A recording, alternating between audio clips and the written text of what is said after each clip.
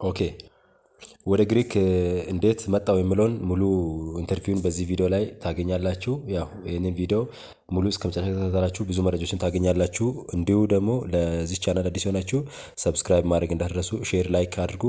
እንዲሁ ወደ ጥያቄዎቹ የተነሱ ጥያቄዎች ላይ ሲያልፍ በመጀመሪያ የጠየቅነው ጥያቄ መጀመሪያ እንዴት ፕሮሰሱን ጀመርክ በኤጀንሲው ኦር በደላላ ነው ፕሮሰሱን የመጀመሪያ ጀመርከው የሚለው አንደኛ ጥያቄ ነበር። ሁለተኛ ላይ የጠየቅነው ጥያቄ ለፕሮሰሱ መስፈርት ምንድነው? ያ ማለት ማንዳቶሪ የሆኑ ወይም ኔሴሰሪ ዶክሜንቶች እንዲሁ ሌላ ነገሮች ምን እያስፈልጉ ነበር የሚለውን። ሶስተኛ ላይ ያነሳነው ጥያቄ ፕሮሰሱ ምን ያክል ጊዜ ወሰደ ወይም ምን ያክል ታይም ወሰደ የሚለውን ሶስተኛ ላይ አንስተናል። አራተኛ ላይ ፕሮሰሱ ምን ያክል ገንዘብ ወይም ምን ያክል ወጪ እንዳወጣ፣ ያ ማለት ከመጀመሪያ ከኢትዮጵያ ወደ ቱርክ ነው፣ ከቱርክ ወደ ግሪክ በተለያየ አይነት ወጪ አውሶይስ ለሄደ ወንድማችን ፕሮሰሱ ምን ያክል ገንዘብ ወጪ እንደወሰደ። አምስተኛ ላይ ጠየቅነው ጥያቄ ወደ ግሪክ የሄድከው መንገድ በየት ነበረ? ለምሳሌ የተለያዩ አይነት መንገዶች አሉ። በተለያዩ መንገድ ስለሚካሄድ በብዛት እኛ የምንጠቀመው በቱርክ ነው፣ የወንድማችን የሚጠቀመው በብዛት ቱርክ ነው። ሆኖም በየትኛው መንገድ እንዲሄደ የነበረውን ቻሌንጆችንም ጭምር በዚህ ጥያቄ አንስቻለሁ። ስድስተኛ ላይ ያነሳነው ጥያቄ ግሪክ ለመግባት ሌላ መንገድ በየት ነው ወይም በየትኛው አማራጭ ይሆናል የሚሉ ነገሮች። የተለያዩ አይነት አማራጮች አሉ፣ በየብስ በውሃ በተለያዩ መንገዶች፣ እንዲሁ በውሃም በስፔሻል የሆነ ትራንስፖርቴሽን ስላለው ስለዚህ በየትኛው ሎጂስቲክ ተጠቅሞ እንደሄደ በዚህ ላይ ጥያቄ አንስተናል። ምን አይነት ስራ በብዛት ይኖራል የሚለውን ነገር በአቴንስ ወይም በግሪክ ላይ ይህንም ሰባተኛ ጥያቄ አንስተናል። ስምንተኛ አሁን ወቅት የመንገድ ሁኔታ፣ ለምሳሌ ብዙ ሰዎች ኢንግላንድ ወይም እንግሊዝ ለመግባትም ይህንን መንገድ ነው እንደ አማራጭ ተደርጎ የሚጠቀመው። ከ1990ዎቹ ጀምሮ ኢትዮጵያውያን በብዛት በዚህ መንገድ ወደ ኢንግላንድ ወይም ወደ እንግሊዝ ሀገር በዛ ስለሚሄዱ ብዙ ጊዜ በግሪክ አልፎ ወደ ፈረንሳይ አድርጎ ወደ እንግሊዝ ሲሻገሩ ብዙ ጊዜ ስለሚታወቅ ለዚህም ምን ታስቀምጣለህ ወይም አማራጭ የሚሉ መንገዶቹ የትኛው ናቸው የሚሉትን ጥያቄ አንስቻለሁ እና እነዚህን ጥያቄዎችን አንስተናል። እነዚህ ጥያቄዎች ላይ ዲቴል የሆነ ማብራሪያና መግለጫ ላይ ወንድማችን፣ ስለዚህ እስከመተታተሉ መጀመሪያ ስለ ጥያቄው አመሰግናለሁ። እና መጀመሪያ ፕሮሰሱ ጀመርክ ለምለው ፕሮሰሱ ጀመርኩት መጀመሪያ ያው ስደት አይነት ጀመራ ሳይሆን ከበፊትም የነበረ ነው እና ስደት አንዳንድ ጊዜ ጥሩ ነው፣ አንዳንድ ጊዜ መጥፎ ነው እና ወደ መጥፎነቱ ይበዛል። ቢሆንም ግን በእግራችን ካለው ከኢኮኖሚ አንፃር ከአንዳንድ ነገሮች አንፃር ትንሽ የተሻለ ይሆናል ብዬ አስባለሁ እና ፕሮሰሱን ሲጀምር መጀመሪያ ያው በደላላ ነው የጀመርኩት። ደላላ ያለውን የሚያስፈልገውን ነገር አስጨርሳለሁ ብሎ ነገረኝ። ያው የት ነው መሄድ የምትፈልገው ብሎ ሲጠይቅ መሄድ የምፈልገው ወደ ግሪክ ነው እየነገርኩ ደላላው ግሪክ ቀጥታ እንደማይችልና የቱርክ ቪዛ እንደሚያስጨርስ ነገረኝ። የቱርኩን ቪዛ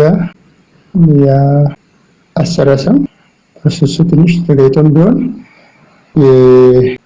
በህጋዊ መንገድ ነው ያስጨረሰ። በትክክል በረራ ነው የተካሄደው። ምንም ነገር የአንድ ወር ቪዛ አሰጥተው አስጨረሰኝ። እዛ ጉዞን ቀጠልኩ። የፕሮሰሱ መስፈርቱ ምንድነው? ሌላ ምንም የሚጠይቅ ነገር የለም። ለደላላ የሚያስፈልገውን ብርና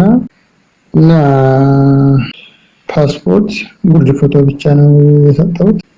ፕሮሰሱ የወሰደው እንደ አጋጣሚ ነው። ለኔ 5 ወር ነው ፈጀው።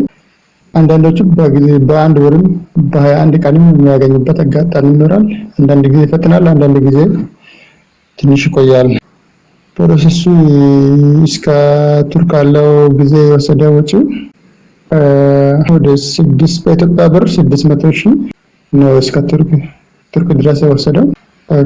ከቱርክ በኋላ ያለው ወጪ ያው ያደላላው ከቱርክ በኋላ ያለው ነገር ላላቅሜ ከሌላ ደላላ የምትነጋገረው ስለመጣሁት ወደ ቱርክ እና ቱርክ ላይ እንደዛ 1 ወር ጊዜ ከዛ ተሰጣ ቪዛ ቆየ። ቪዛው ቱርክ ከገባ በኋላ ቪዛው ሳያልቅ ወደ ግሪክ የሚያስሞክረው ደላላ ያገኘው። ደላላ በዶላር ነበር የሚጠይቀው። ወደ $2,500 ነበር የሚጠይቀው።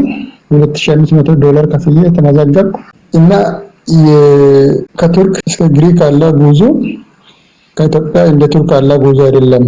አሁን በቪዛም ሳይሆን በፓስፖርትም ሳይሆን በህገወጥ ነው። በቃ ፓስፖርቱን ጥለህ በህገወጥ ነው የምትጓዛ። ፓስፖርቱን ጣለን፣ ጉዞ መሞከር ጀምረን። ጉዞ መሞከር ስንጀምር ብዙ ነገሮች ይገጥማል። ነገሩ ህገወጥ ነው እና መሻገሪያ ቦርደር ነው። ብዙ ፖሊስ ይጠብቃል።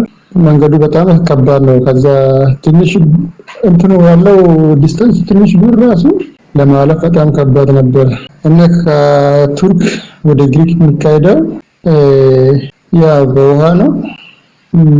ኢዝሚር የሚባል ቦታ አለ ለግሪክ የሚቀርብበት ደስ ማለትም በውሃ ነው ድንበሩ። ያንን ውሃ ለመሻገር የሚቀርበው ኢዝሚር የሚባል ቦታ ነው። ከኢዝሚር ተነስተን ብዙ ጊዜ እንሞክራለን። ይህ በተለያየ አቅጣጫ ነው የሚሸኙት። ኢዝሚርም ሆኖ ለምሳሌ ወደ ግሪክ ሲገባ ደሴት አለ። ደሴት ላይ ነው የምናርፈው። ያችን ብዙ የግሪክ ደሴቶች ብዙ ደሴት አለ። ለምሳሌ ሳሞስ፣ ኪዮስ፣ ሜቴሌኒ የተለያዩ አይነት ደሴቶች አሉ። በነዛ አቅጣጫ ይሸኛሉ እና ሲሸኛው ሲያዙ ወደ ኋላ ነው የሚመልሱት። መመለስ ብቻ ሳይሆን መታሰርም አለው። በሞከርኩ ጊዜያት ሁለት ጊዜ ሞከርኩ። በሁለቱም ጊዜ እስር ቤት ገብቻለሁ። ከእስር ቤት ነው ያመለጥኩት ሁለቱም ጊዜ። በሶስተኛ ጊዜ ተሻገርኩ ማለት ነው። ከዛ በለጣንም እስከ 10 ጊዜ የሚሞክሩት አሉ ልጆች። ከኔ ጋር የነበሩ ልጆች እንኳን 11ኛው ጊዜ ላይ ከኔ ጋር የገባ ልጅ ነበር። እንደዛ አይነት ችግሮች አሉ። ጉዞ በጣም የተደላደለ ሳይሆን ያው በራስ ላይ ወስኖ የምትወጣው ከባድ ነው እና ግሪክ ለመግባት ሌላ መንገድ አለ። ያ መንገድም እንዴት ነው? ብዙ አማራጮች ነው ያለው። ገንዘብ ይጠይቃል። ለምሳሌ ጄትፖርት ተብሎ $5000 ተከፍሎ በኢትዮጵያ ብር ወደ 1 ሚሊዮን አካባቢ ተከፍሎ በጄትፖርት ተብሎ በ18 ደቂቃ ያስገባል። ጄትፖርት ማለት ውሃ ላይ ብረራ ማለት ነው። የውሃ ላይ የሚበር ሞተር እንደሱ አይነት ነገር አለ እና ሌላ ደግሞ በደረቅ ከዋሳን በደረቅ በውሃ አይደለም በደረቅም አለ። በደረቅ የት ነው? ሂድር ነው የሚባል ቦታ አለ። ከድንበር ከግሪክ ጋር የሚዋሰን ድንበር አለ። ሂድር ነው። በዛ ያው ብዙ ብር ከፍ ስለሚል ብዙ ሰው ሞር ፎከስ የሚያደርገው በምን ላይ ነው? በትንሿ ጀልባ ሲባል በፕላስቲክ የሚሰራ እሱ የምነፋ በሳ ላይ ነው። በቃ $2500 የሚከፈል በኢትዮጵያ 600 ሺህ አካባቢ ማለት ነው። እሱ ላይ ነው ሞር ፎከስ የሚያደርጉ ሰዎች እና እንደዛ አይነት ትግል ወደ ግሪክ ከገባን በኋላ ግሪክ ላይ ያው ካምፕ ይቀበላል።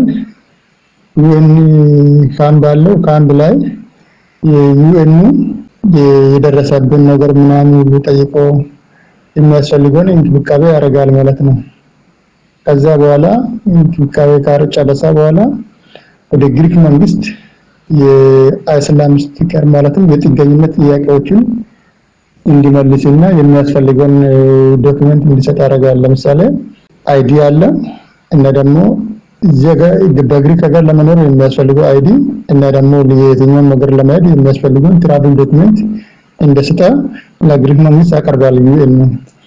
ከዛ በኋላ ጉዳዩን ዩኤን ጨርሰው ወደ ግሪክ መንግስት አቅርቦ ግሪክ መንግስት ላይ ተቀባይነት ካገኘ ኮንግራ ብሎ ይሰጣል ወረቀቱን። ከዛ በኋላ ወደ ሌላ ሀገር ለመሻገር የሚፈልግ ይሻገራል። እዚህ መስራት የሚፈልግ ስራው ይቀጥላል ማለት ነው። እና እዚህ ጋር ያለው ስራ በግሪክ ላይ የሚገኙ አይነት ስራ ብዙ አይነት ስራዎች አሉ። ለምሳሌ ማኑፋክቸር ማምረቻ ላይ መስራት፣ ሆቴል ኢንዱስትሪ ብዙ አይነት ስራዎች አሉ። ብቻ ያው መስራት ነው ስራው። ግን እንደ ሌላ ሀገር እንደ ኢትዮጵያ ላይ እንደሚሰራ ስራ ሳይሆን በሰዓት ስለሚሰራ ሰዓት ላይ የተሰጠ ሰዓት ላይ ጥንካሬ ይፈልጋል። በጥንካሬ በሰዓት መስራት ነው። ያንን ስራ ከተወጣሽ ያው መጠነኛ ገቢ ይገኛል ከኛ ሀገር ሲነጻጸር። ምክንያቱም በዩሮ ስለሚከፈል አንዳንድ ነገሮችን ይሸፍናል ብዬ አስባለሁ እና ይሻላል ነው ማንም ቢሆን። ኦኬ አሁን የመንገዱ ሁኔታ ኢንግላንድ ለመግባት ግሪስ ወደ ፈረንስ ነው። ፈረንስ የአውሮፓ ዩናይት ውስጥ ስላለች የአውሮፓ ማህበር ስለሆነች ፈረንስ በቲኬት ቆርጦ ማሄድ ይቻላል። ቀላል ነው። ከፈረንስ ነው ወደ ዩኬ መሻገር የሚቻለው እና በዛ መሀል ላይ ከፈረንስ ጋር የእንግሊዝ መንግስት ተነጋግረው መንገዱ እንዲቆም እያደረገ ነው። ግን በዛም ሰው እየተሻገረ ነው። ከባድ ነው። አሁን እንግሊዝ ስደተኛ እየጠላ መጣች። መጀመሪያ ጥሩ እያስተናገደ ነው። ያው በዛ ብዙ ሰው እየጎረፈ ስለሆነ ከፈረንሳይ መንግስት ጋር ተነጋግረው መንገዱ እንዲዘጋ እየተባለ ነው። ግን በዛም እየተጎዳ ነው ሰዎቹ። ያው ምንም ማድረግ አይቻልም። ያው ከኢትዮጵያ ካለ ሁኔታ አንፃር ከኢኮኖሚ ችግር ነው ብዙ ሰው የሚወጣ። ያው አንዳንድ ሰዎች በኢኮኖሚ በፖለቲካም በተለያየ ነገር ይወጣል። ኖር የሚበዛ ከኢኮኖሚ አንፃር የሚወጣ ነው እና ኤኒዌይ ሀገራችን ብታድግና ለሁሉም ሰው ስለ ድፍ ተፈጥሮ የስደት ቢቀር በጣም ደስ ይላል የሚል ነው። አመሰግናለሁ። በጣም አመሰግናለሁ ወንድሜ ካለ ከውድ ጊዜ ይህን ሰዓት ለብዙ ለቻናሌ ተከታታዮች ይጠቅማል ብዬ ባቀረብኩት ይህንም ማብራሪያ በደንብ ሰጥተኛል። በጣም ነው የማመሰግነው። ያው መልካሙን ይመኛለሁ። ተከታታዮችን ብዙ መረጃ እንዳገኛችሁና ጠቃሚ ዳታ እንደወሰዳችሁ ተስፋ አደርጋለሁ። አሁንም ተከታተላችሁ ያመሰግናለሁ። ቸር ቆዩልኝ።